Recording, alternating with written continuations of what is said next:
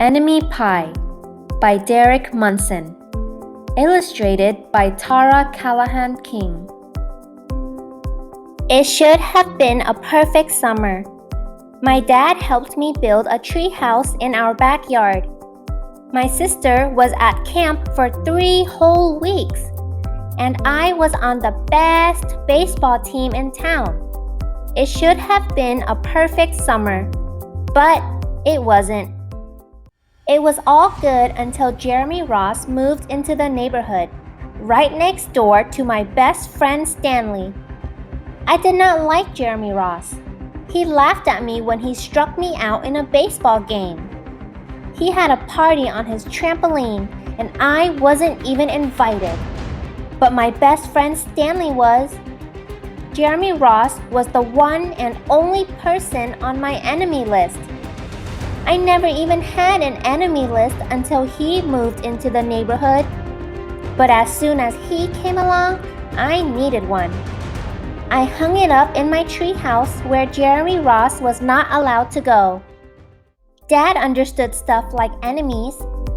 He told me that when he was my age, he had enemies too. But he knew of a way to get rid of them. I asked him to tell me how. Tell you how? I'll show you how, he said. He pulled a really old recipe book off the kitchen shelf. Inside, there was a worn-out scrap of paper with faded writing. Dad held it up and squinted at it. Enemy pie, he said, satisfied. You may be wondering, what exactly is an enemy pie? I was wondering too. But Dad said the recipe was so secret he couldn't even tell me. I decided it must be magic. I begged him to tell me something, anything.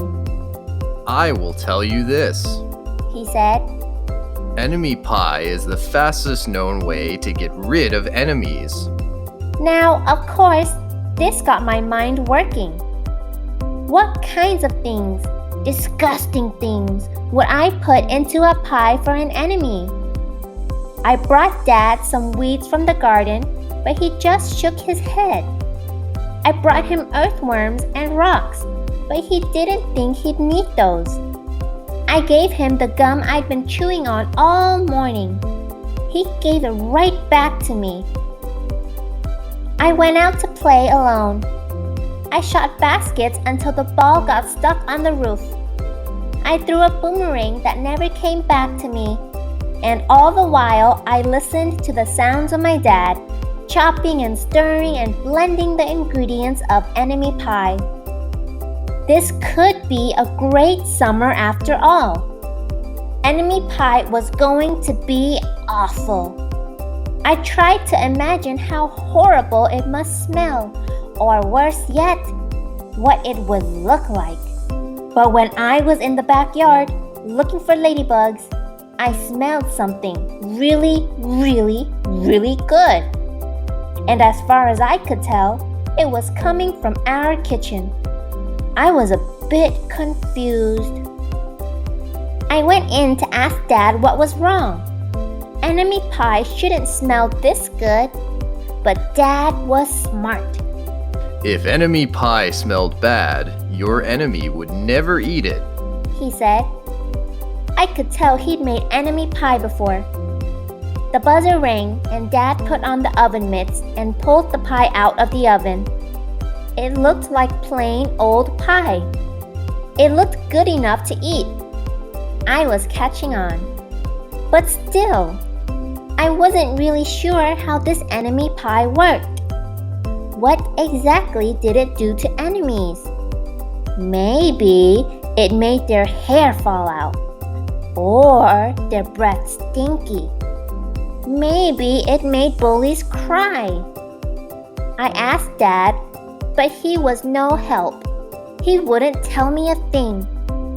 But while the pie cooled, he filled me in on my job. He talked quietly. There is one part of enemy pie that I can't do.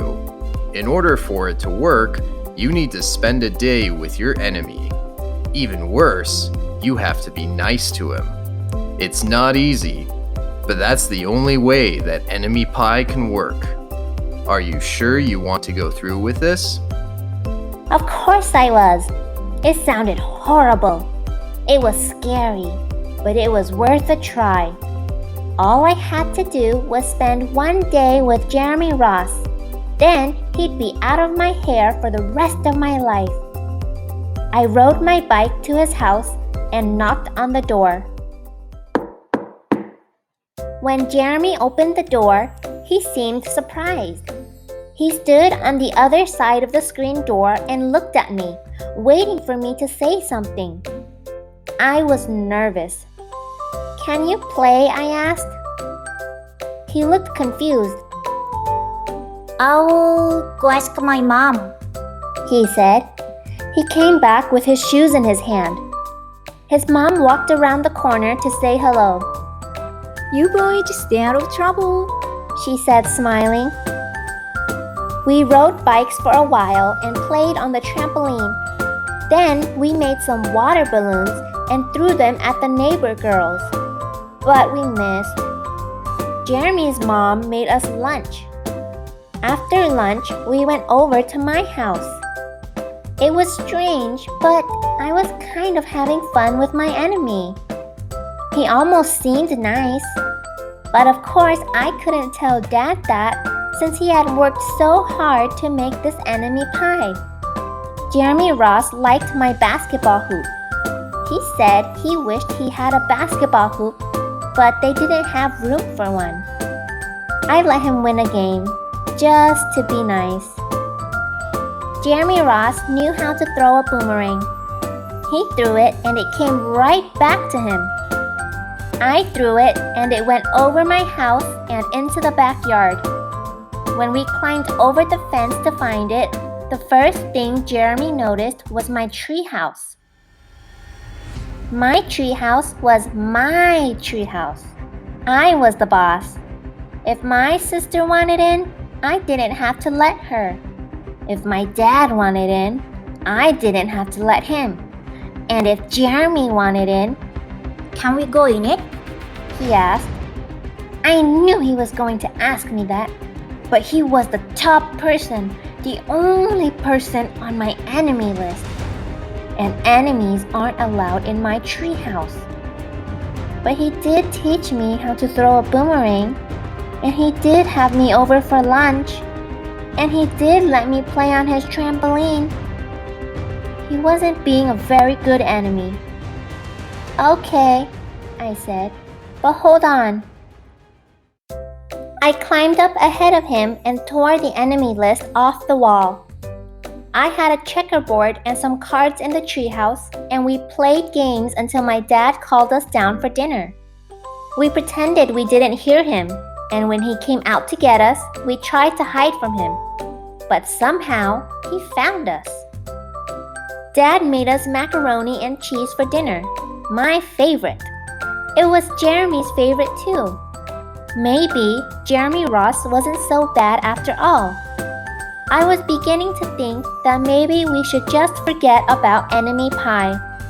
But sure enough, after dinner, Dad brought out the pie. I watched as he cut the pie into 8 thick slices. "Dad," I said, "it sure is nice having a new friend in the neighborhood." I was trying to get his attention and trying to tell him that Jeremy Ross was no longer my enemy. But Dad only smiled and nodded. I think he thought I was just pretending. Dad dished up 3 plates side by side with big pieces of pie and giant scoops of ice cream. He passed one to me and one to Jeremy. "Wow," Jeremy said, looking at the pie. "My dad never makes pies like this." It was at this point that I panicked.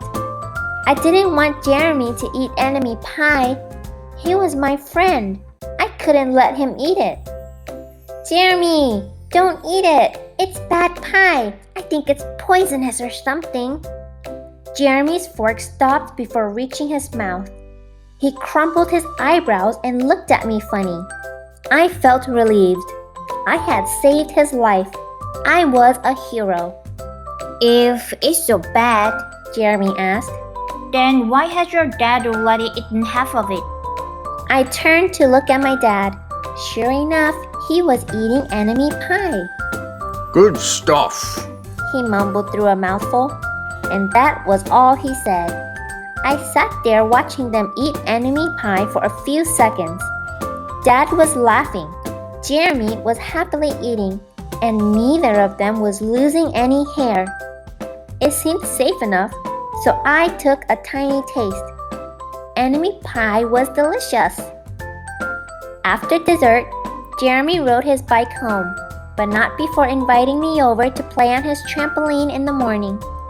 He said he'd teach me how to flip. As for enemy pie, I still don't know how to make it. I still wonder if enemies really do hate it, or if their hair falls out, or their breath turns bad. But I don't know if I'll ever get an answer, because I just lost my best enemy.